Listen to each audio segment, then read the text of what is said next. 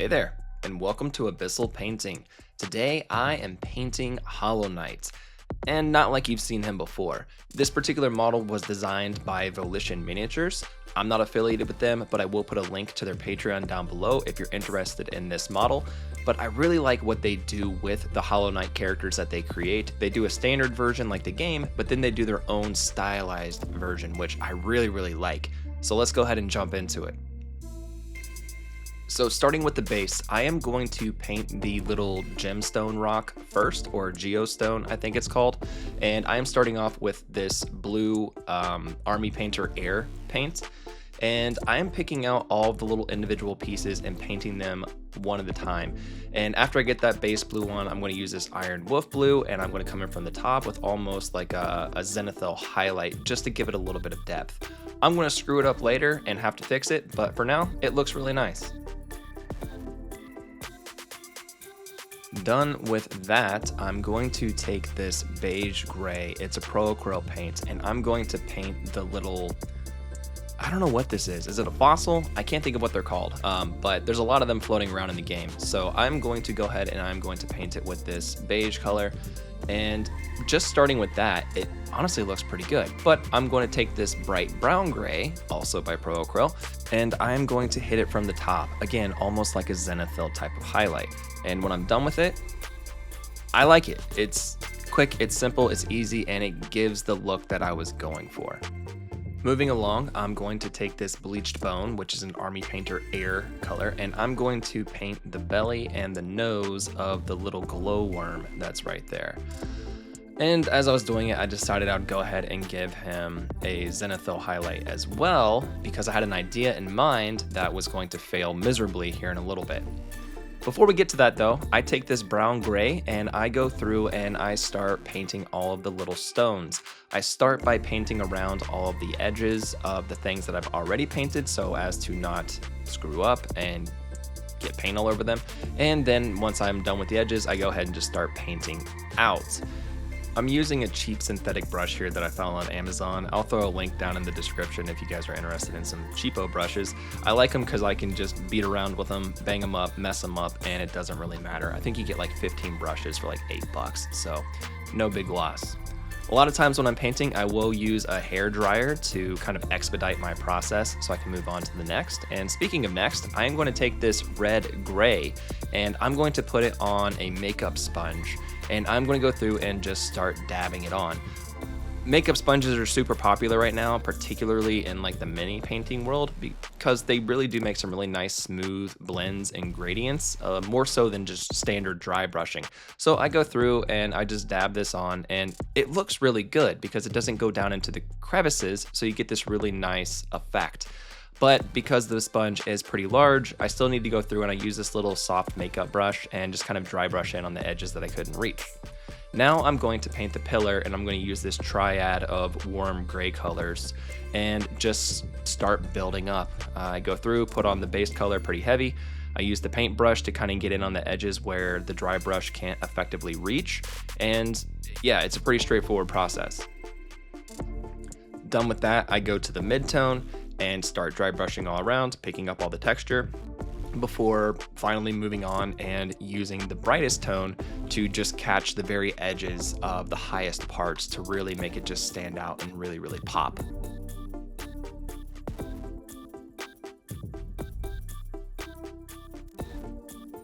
And there it is, pretty good looking piece of stone. Done with that, I decided to go ahead and paint the dirt, and I'm going to take this dark umber and light umber, and just as I did with the cobblestone before, I'm going to build in along the edges, and then I'm going to paint outward.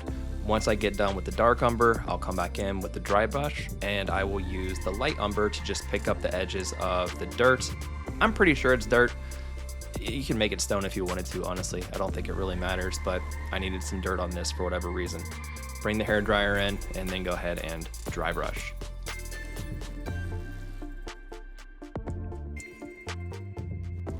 And that's what you're left with. Simple. Now, here's where I screwed up big time. So I thought I'm gonna take this speed paint, which is like a transparent or contrast paint, and I'll go in and paint the little glowworm, and it's gonna be awesome because I gave it that nice zenithal highlight before. Unfortunately, these paints don't work well on really smooth surfaces. It looks really nice down there where it has a lot of texture and stuff, but you can see up on top of his head, you can see a lot of brush strokes and it doesn't look good. So I decided I'm gonna try to use the sponge and use this bright yellow green to kind of smooth things out, but it can't reach in very well and I wasn't happy with it and it was super transparent. So then I tried to brush it on and that didn't look good. And this was really just me being up later than I needed to be painting this thing, and I should have just settled down and maybe left it alone for the night and came back to it, but I was like, you know what, screw it, I'm just gonna keep pushing on.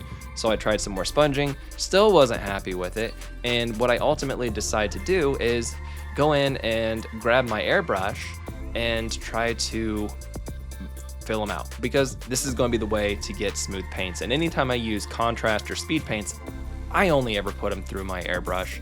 Like, again, I don't know why I did it the way I did. I knew better, but whatever, I pushed it. And because I was airbrushing, I didn't mask anything off, so I had to go back in and clean up all of the areas that I screwed up and just kind of rebuild back out the stone and fix the dirt. And it was just a process. Again, I should have just paid attention to what was going on, that, you know, I'm making silly mistakes, doing things that I know better than to do, but I didn't. So I kept pressing on thinking, you know what, let's just finish the base and then I can go to bed. It is a bad idea. So I fixed up the areas where I had gotten overspray. I used the sponge to kind of blend it in. And then I was like, okay, I'm happy with this. Let's go ahead and paint all the little geostones. So I grabbed this bright neutral gray and I start painting the stones. And then I realized that's too bright. I need to have a darker color underneath. So I think about it and I'm like, you know what, let's do a step down, and I take just this regular neutral gray and I go back in and I start painting all the little geostones and all the little pill bugs that are on this thing.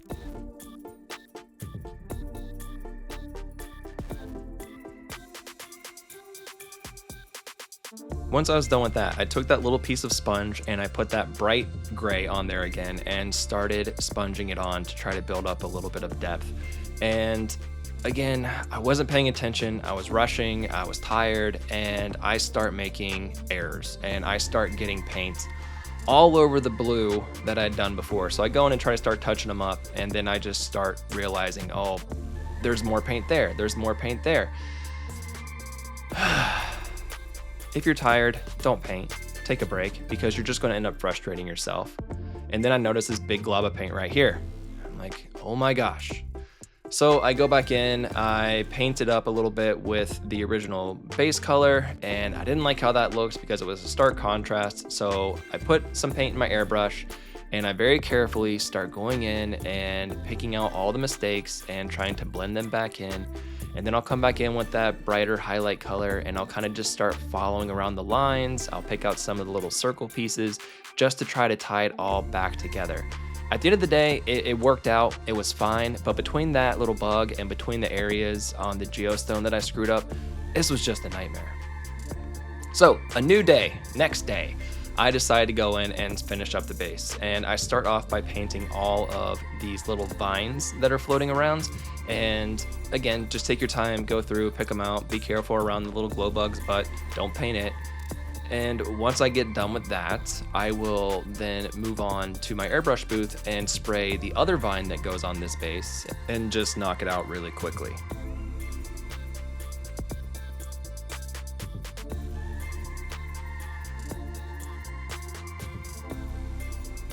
Once I am done with that, I'm going to take this green brown, which is a brighter color, and I am going to pick out all of the higher edges and raised parts of this vine. Once I'm done with this one, I will then also go to the base and very carefully go through and pick out those higher raised areas.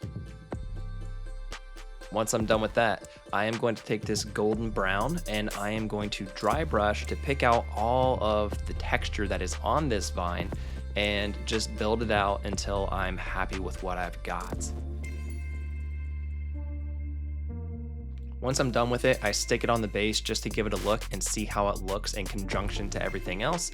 And once I am satisfied with it, I will go ahead and move over to the final two pieces of this base, starting with this little piece of fence. And I'm going to take this Vallejo metal color steel, and I am simply going to do an easy, simple dry brush all over it. And that's it. That's all I'm going to do. It's going to give the nice effect of worn metal, and I'll stick that on the base, check it out, see how it looks. Think I'm pretty happy with it, and I'll finish by painting this little plant using a dark camo green base and a dark yellow green for the highlight. So again, thin your paints and just spray it on, leaving a little bit of that black kind of showing through, creating shadows, and then coming in from the top, I will hit it nice and easy, and you are left with a little plant that looks like this. Finally done with the base, it is time to paint the knight, and I'm going to start off with this Turbo Dork Skyrat paint. I really like these paints. I've used them before in some of my other videos. They're really fun to play with, and so over a black base, you take this Skyrat color and it gives you this really cool pearlescent like purples and greens, and you just build it up in layers, and the more you put on, the more intense the effect is going to be. And you can see it start developing here, and I'll show it off here in a minute or so to really show you what it looks like at the end. But just build it up until you are personally happy with what you have. And once you're done, go in with some black paint and paint all of the areas that are not his shell. So all those little fleshy bits in his knees and his elbows, and then also on his knuckles where his hands are closed and wrapped around things. Once you're done, this is what you're going to be left with. And I think this looks so cool. I love these paints. I want to get some more of them just to play around and see what I can do with them, but the effect is awesome. I really, really like it.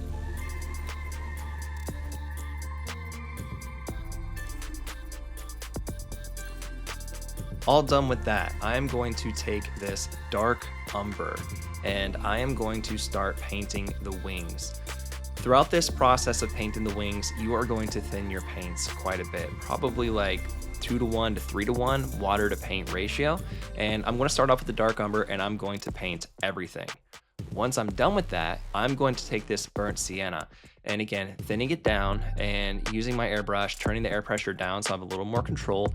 I'm going to go through and I'm going to start kind of following along the lines that are built into the wings and just start building them out, sticking closer to the edges and letting it build up bit by bit.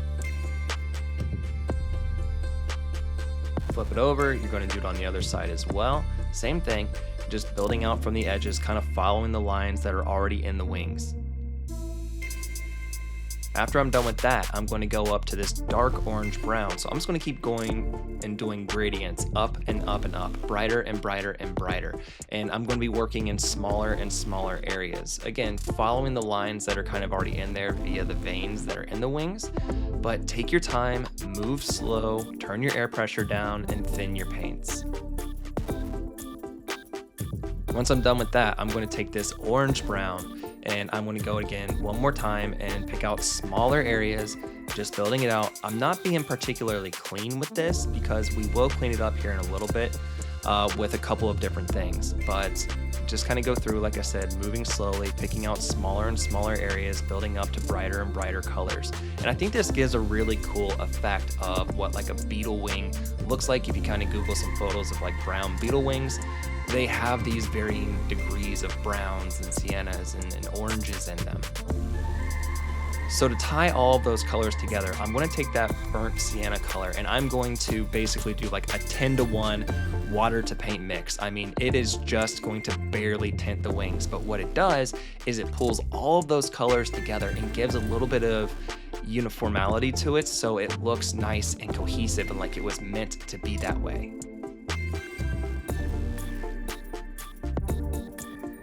After that, flip it over, get the bottom side, and you can do a couple passes with this. You can build it up to your liking and just go until you're happy with it. And once you're done, we'll move on to the next step, which is going to be painting all those little veins in the wings. And I'm going to take this speed paint Satchel Brown. I know it's a shock that I came back to speed paints after the whole fiasco with the bug, but they do serve a purpose, and if you use them appropriately, they can be really cool.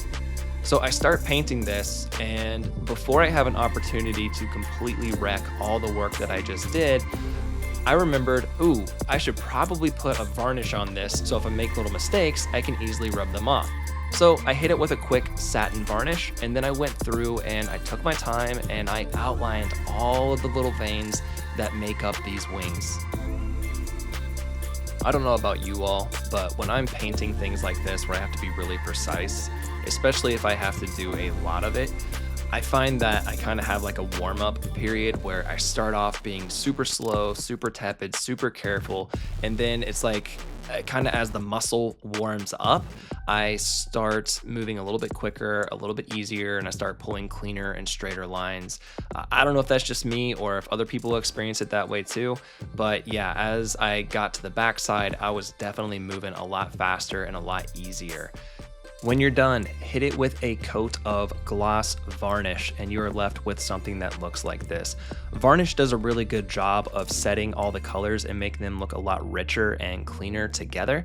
And then I go through and paint that little piece of shell black before returning to that Turbo Dork Skyrat color, and I will hand brush it on as well.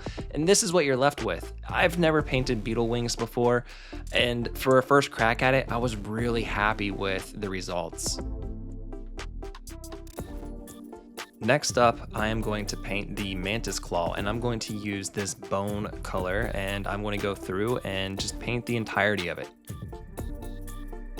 Be really careful around the hand, and there's a particular section where you got to paint in between the fingers on the underside. Just take your time, have a really fine tipped or sharp pointed brush that you can easily get in there and maneuver around.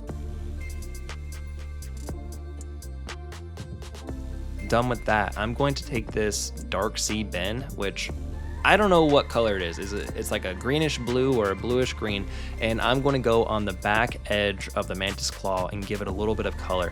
Looking at the mantis people in Hollow Knight, they have a gray bluish color to them, so I thought this would be a nice accent color to put on there. Then after that, I'm going to take another speed paint, this time Bony Matter, and I'm going to run it through my airbrush pretty thin and just kind of spray on the interior edges just to give it a little bit more of a bone look and a bit of a worn look to it. And then I had a little bit of overspray from that Dark Sea Ben color, and so I just take a gloss black and just kind of carefully paint it in, and it ties everything back together without too much of a mess. Now it's time to paint his sword, or in this case, the pure nail. And so I'm using Army Painter Air Shark White. I really like this color because it has a bit of a blue tone to it, which gives a nice ethereal look here later on. I'll airbrush the entirety of the blade, and then I'll go through and hand paint the handle of it, which he's holding. After I'm done with that, I'm going to take this Yeti White, which is a step up in the triad of air paints, and I'm going to paint all of the raised surfaces on the blade.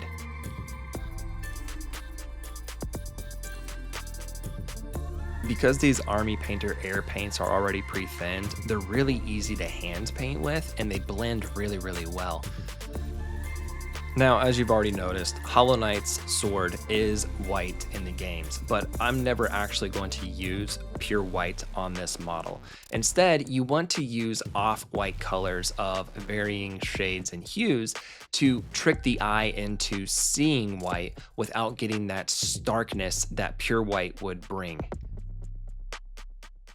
After I'm done with all the hand brushing, I'm going to dry brush a little bit, particularly on the cross guard, just to make it a little bit brighter to match the handle where I hand painted it. So the handle and the cross guard look much brighter than the actual blade itself, which I like. Now, let's paint the cloak, and I'm going to start off with this dark blue. Again, always thin your paints down when you're painting because you want to have a little bit of transparency because the black will give you some nice shadows. Once I'm done with it, I'm going to step up and use this dark gray blue, and I'm going to be a little more selective with where I am placing it, and I'm going to pull streaks kind of down all these wispy parts of the cloak. And I'm just going to slowly build up the color until I'm happy with it, moving them all around, looking at it, adjusting the position and angle in my hand, just to make sure I pick out all the stuff that I want to have a little bit of brightness to. I'll flip it over and I'll get it on the bottom edges. And then I'm going to come in finally with this gray blue, which is pretty bright. And I'm going to pick out all the very edges and the front facing part of the cloak. Going through, building up on all the little tips. And I want to keep going back and forth, and I'll realize in a moment that I went a little too high with the brightness, so I'll come back in with the mid-tone and then with the dark blue and really just darken up near the top, especially where his head is going to be sitting, because it would naturally be casting a shadow, so it shouldn't be bright right there. Once done, you should have something that looks a little bit like this. You've got 3 different colors of blue and a little bit of that black is kind of showing through in the darkest edges. Now let's paint his head, and I'm going to use the bone color that we used on the mantis claw, and I am going to thin it down and I'm going to paint the entirety of his head. Letting some of that black still show through is going to create some nice shadows for us. And then I'm going to step up and use dark ivory for my highlight, and I'm going to come in strictly from the top, and you're going to get a nice contrast between the 2 colors, and it's going to give you the depth that you would want with this. Once I'm done with that, I'm going to take my airbrush, I'm going to put a little bit of black paint in there, and I'm going to very carefully spray into the eye sockets, and I'm really sticking the tip of my airbrush in there so it's not overspraying out onto the model. And again, turn your air pressure way down so that it's not going all over the place or running the risk of having overspray. You can also do this with a paintbrush, but whatever. Now, I thought I was done, but after letting the model sit for a day, I just wasn't happy with how the sword was looking. It looked a little too flat for what I was going for. So I snapped a photo of it. I went over to Volition's Discord server and I posted it there, and I asked for feedback on what could make this look better. And I got the suggestion to take some silver and dry brush it on there just to pick out the edges, and maybe that'll give it a bit of an ethereal look. And they were spot on. Like, this was such a good idea, and I'm so happy to have gotten that feedback, because it really does make this blade look so much better. And I tell you this because I want to encourage you, if you're ever struggling with a paint job or you're uncertain as to how to paint something or how something looks, go throw it out there on the internet. Go share it in painting discords, share it on painting servers on Reddit, because I find this community to be particularly supportive. I've never really found it to be that toxic. I think people are out there genuinely trying to help each other get better. There's not a lot of gatekeeping that I am aware of, and honestly, sometimes the only way to get better is to just kind of put yourself out there, kind of be vulnerable a little bit with your paint job, and just be like, hey, what do you think? And let people give you feedback, and listen to that feedback and try it out. And a lot of the times, I think you're going to be really happy with the results that you get as a consequence. And you tell me, the sword before or the sword after? But I really like how this thing looks at the end of the day when I do have this. It's actually not silver that I used. I used Vallejo metal color aluminum, which is a really, really bright silver color. But again, you let me know, before or after, which one do you like? But I'd be hard pressed to say that it looks better without the silver. So I'm gonna finish it up, and once I am done with it, this is what it ends up looking like. And I'm really happy with it. I think the silver really did bring out that extra depth that I was looking for. So now I can finally call him done. And there you have it, Hollow Knight completed. Thank you so much for watching the video and sticking around to this point. Hopefully you were able to learn something from the many things that I tried here today, some of them more successful than others. But yeah, let me know your thoughts on it. Let me know what you think. Until the next time though, later.